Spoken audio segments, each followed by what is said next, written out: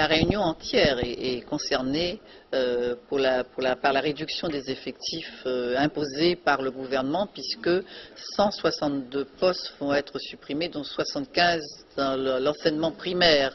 Et pour l'école primaire, ici à Saint-Paul, nous aurions 12 classes supprimées, alors que l'année dernière, on avait 15 postes supprimés. Et cela n'est pas acceptable, alors que nous avons, tout le monde connaît la démographie de la Réunion, et nous avons besoin dans nos écoles de plus d'adultes, parce que supprimer des postes, ça veut dire que l'on aura des classes surchargées.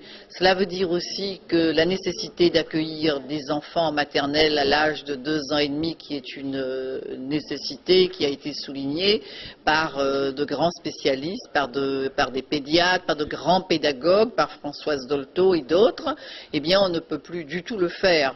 Et à La Réunion, il y a aujourd'hui un pourcentage d'enfants à accueillir à l'école maternelle qui est vraiment très faible sur le territoire de la commune de Saint-Paul, où nous avons un peu plus de 3000 enfants entre 0 et 3 ans, et on a quand même un nombre, on a eu l'année dernière près de 200 inscriptions.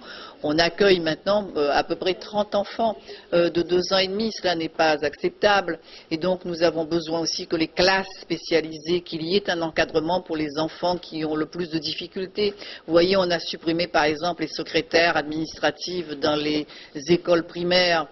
Plus de la moitié des postes ont été supprimés à La Réunion. Cela n'est pas acceptable. Et lorsque l'on voit que l'on offre une prime de 22 000 € à un recteur et que l'année dernière, il y a des jeunes qui sont venus nous voir et qui étaient mutés en France hexagonale, dans la région parisienne, pour un salaire de 700 ou 800 €. Eh bien là, il n'y a pas quelque chose qui cloche dans ce pays ?